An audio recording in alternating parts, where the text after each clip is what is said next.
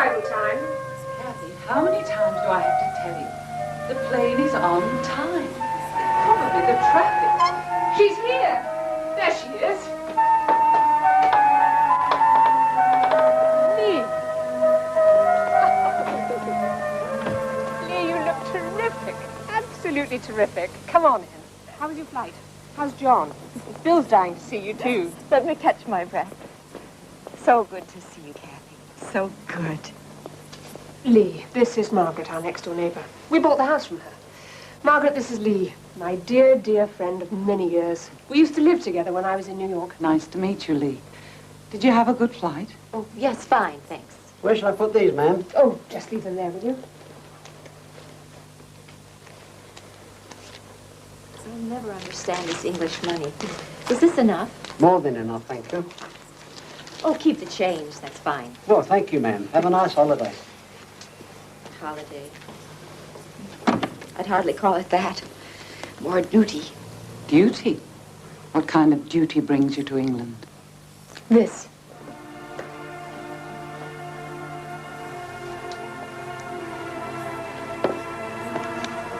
This is what I'm here for.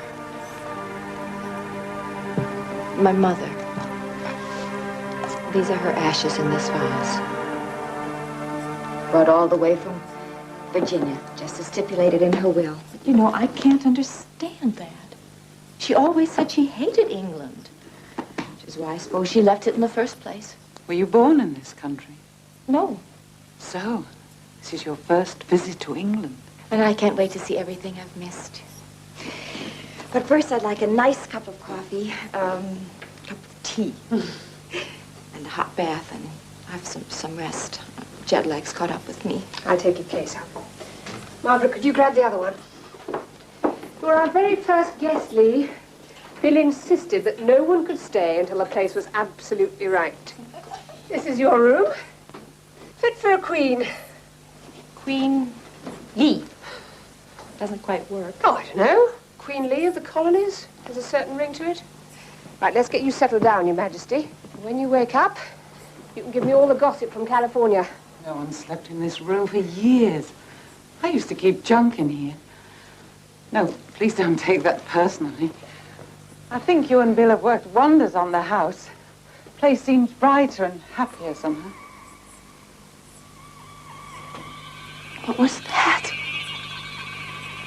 What? I felt as though someone brushed past me. You have got a bad dose of jet lag. Come on, get yourself unpacked now, run you a hot bath. And while you're sleeping, I'll get dinner ready.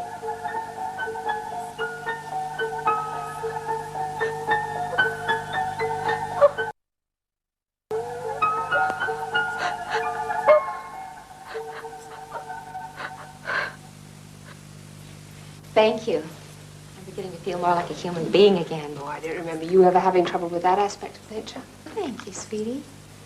Didn't we have great times in New York, Kathy? Speaking of which, where is your husband?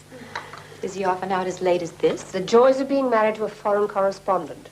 When he's onto a new story, I might as well not exist. You're not complaining, are you? Would I? It's one of the best things you ever did when you introduced me to Bill. I'm so glad I did. Just think, if I hadn't been such a good friend, all of this could have been mine. Better be home. Hey! It's great to see you. You look wonderful. You look like an Englishman. Where's my wild and winning New Yorker gone?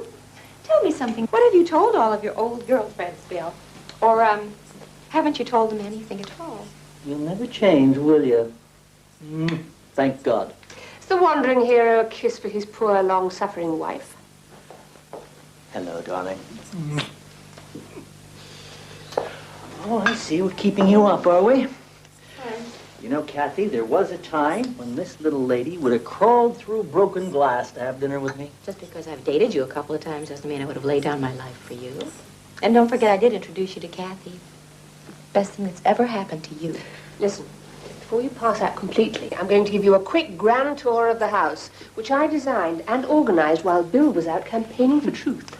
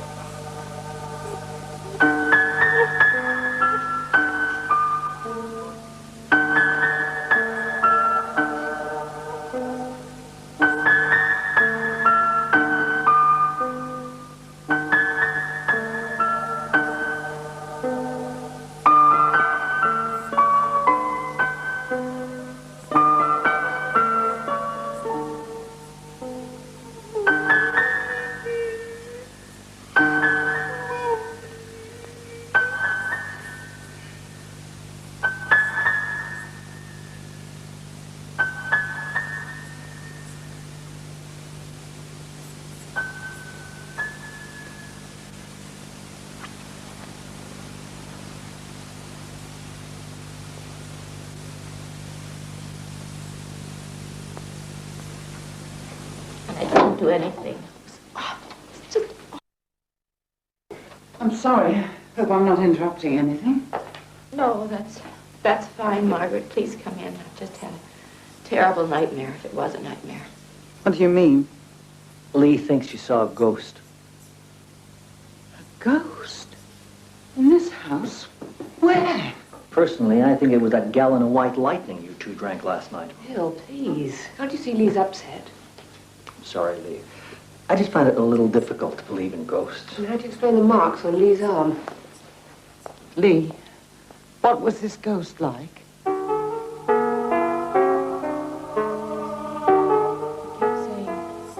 Mommy, Mommy, you're so pathetic. I mean, I wasn't frightened. I know who he was. It was my half-brother. I always knew he'd never left this house. I always felt him here. You felt him here? He was older than I was. I was very young at the time. I just remember him lying there very ill in the same room that Lee's staying in now. I'm sure it was him.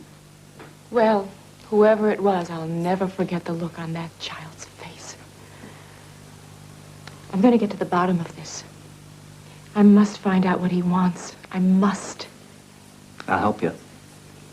Oh, might be a good story for the features editor. I'll see what I can find out from the newspaper files. Perhaps it would be better to leave the dead in peace, for everyone's sake. You never saw him. Believe me, he was not in peace. Nothing's going to stop me to get to the bottom of this and find out what that boy wants. No, I don't think there should be any problem about scattering the ashes down at Compton Woods. I'll have a word with the owners. I'm quite sure they'll be perfectly happy about allowing you to go ahead. But, Miss Jeffries, if you don't mind my asking, why do you want to scatter the ashes at that particular spot? There's a main road running near there now. Perhaps your mother remembered it differently. Perhaps it was less built up. I could suggest another, Thank you very much indeed, Reverend, but those were my mother's precise instructions. I intend to respect them. I'm sure. I didn't want to suggest anything else. Now, please enjoy the rest of your walk. I've just remembered I have to attend to some church business. I'll see you later. A bit harsh on him, Lee. Body today. You can't get that boy out of your mind, can you? Come on, I'll show you the church. Do you know this is the oldest Norman church in England? Lee, what's wrong? It's him. There. Come on, let's go see what he wants.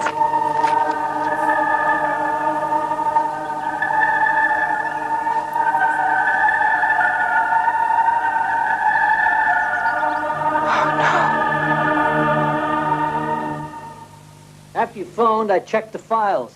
There's no record of a Bobby Marshall. There is of a Peter Marshall. He was an up-and-coming politician, funnily enough, in this area. He was in the middle of a scandal years ago. I tried to find out... There's no mention of a Bobby Marshall. Lee, the paper keeps cuttings from every major newspaper in the country. There's nothing about a Bobby Marshall who died age 5. Sadly, and I mean this, his death wasn't considered newsworthy. Well, what about this Peter Marshall? Maybe he's a relation. Couldn't we get in touch with him? No. Car crash. Peter Marshall's first wife, Alice, was traveling with him, and a hospital spokesman says she is now in a stable but critical condition. Police say there was no apparent cause of the accident. Strangely enough, it happened not too far from here, at Compton Woods. Well, my mother...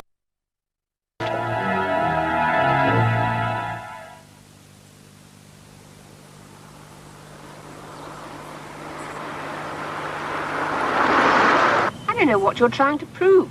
The one thing has nothing to do with the other. Call it instinct, call it what you like. You've known Margaret for over a year now. Did you know her mother had committed suicide in a lunatic asylum? I still don't see what that has to do with a ghost appearing to Lee in the middle of the night. Working on it, Kathy. Give me time. Well, I think it's nonsense. So she never mentioned it to me. Big deal. I wouldn't go around telling people my mother was nuts and had committed suicide. Don't you think you're taking this a little far?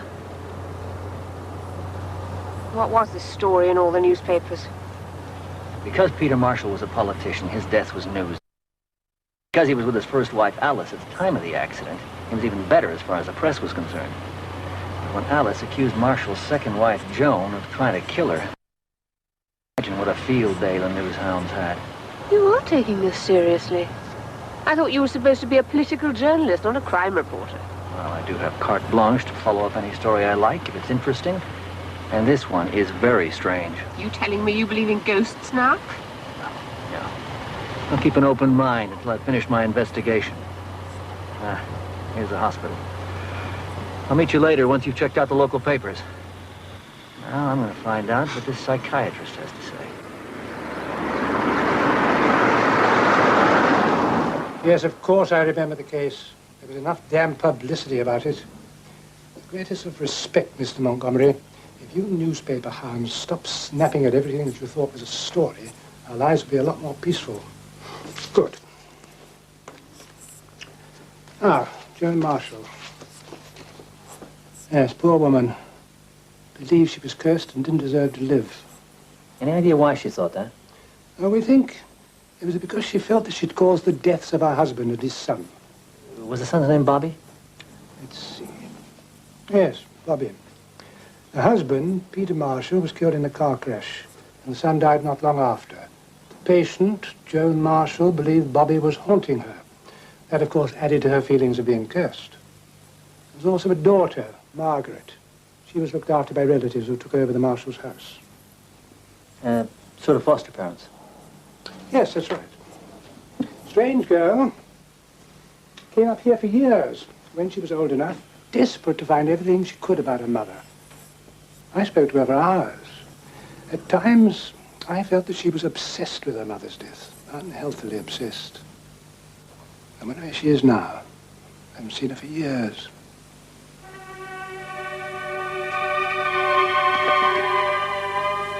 Are you sure it's him? Sure as I'll ever be of anything. That's Bobby. Margaret, your name is Marshall, isn't it? Yes, of course. What was your mother's name? Joan, why? What's all this about? Why are you asking me all these questions?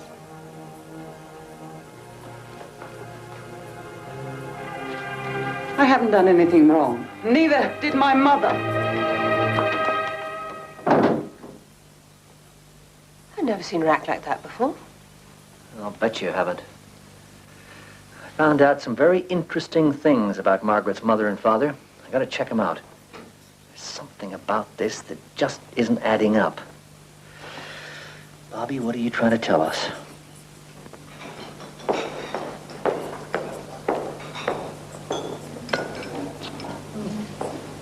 I feel like Sherlock Holmes snooping around all those old files for clues.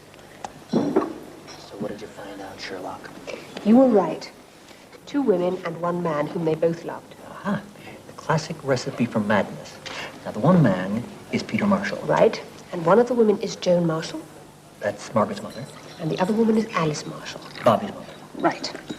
Now, according to the notes I made, the inquest on Peter Marshall found out that he just had a huge row with Joan. Joan said it was over Bobby. Alice wanted him back because he was her son, but Peter Marshall wanted the boy to live with him and Joan. Which I'll bet didn't please Joan too much, since she already had a daughter of her own. Exactly. So, Peter drove off to see Alice. Which would make Joan not only jealous, but definitely suspicious. A natural reaction, my love. Alice said that she and Peter went for a drink, and that it was on the way back after leaving the pub that they crashed. At Compton Woods. Right. I think we're getting there. Where, I have no idea, but a picture is beginning to appear. What did you find out? Well, Joan left a suicide note. But she'd also left a letter for Margaret, which Joan, for all her madness, had handed over to a lawyer to be given to Margaret when she became 16. What did the suicide note say? That Joan would be revenged and rid of the curse that had been placed upon her, no matter how long it took. What could that have meant? I don't know.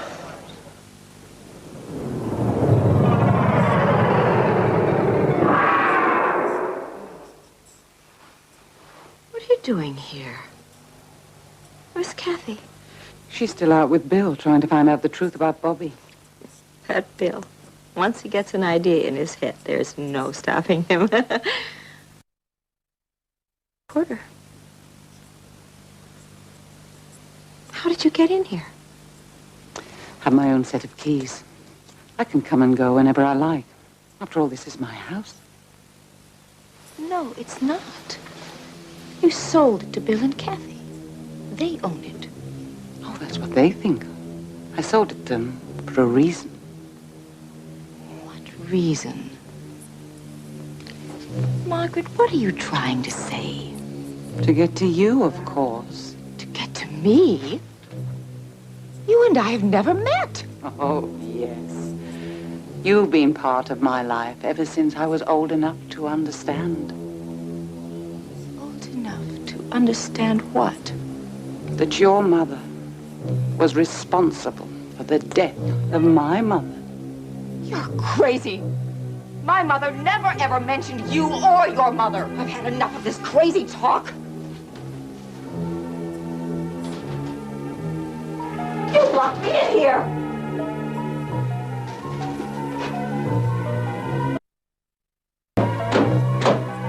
Let me out of here. Margaret, let me out of this place. Never get out of here. Never. You'll be screaming like a mad woman to get out when you know I'm gonna kill you. Screaming the way my mother screamed when she plunged the knife into her stomach. Why don't we talk, Margaret? Why don't you, tell me what it is my mother's supposed to have done? Yes, I suppose you ought to know. It won't make any difference. Sit down.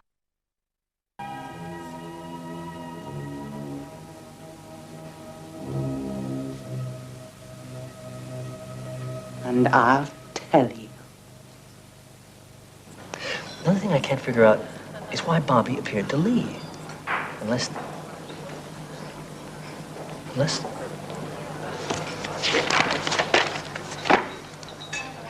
Here's Joan, Peter Marshall, Alice, Bobby, and Margaret.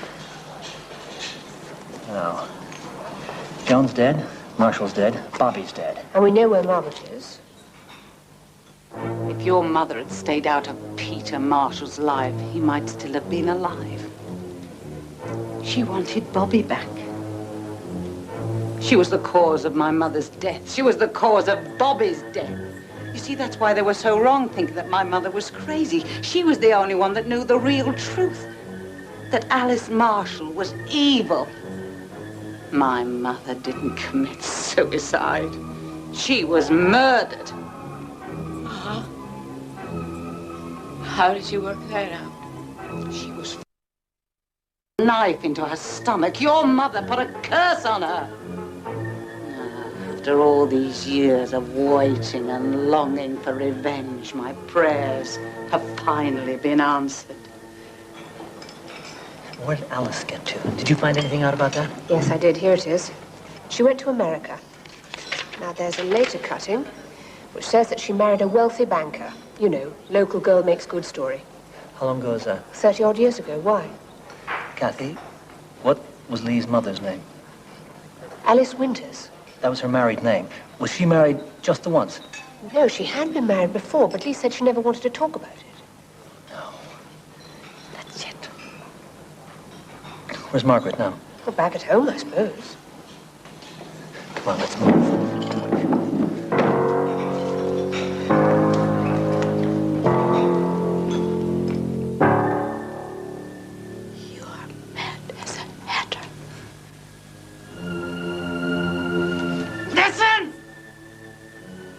To know, so I'm telling you. So, when Kathy came back from New York, I made it my business to be her. When she wanted a house, I offered her this at a bargain price for the sake of friendship. Now, pick up the ashes. Now!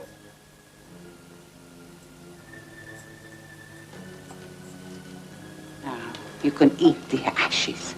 Go on. Here's some water you can swallow them down with. Go on. Go on. You can eat the ashes. Then I can be revenged on both of you at once. Please don't hurt me. Please don't make me. Please.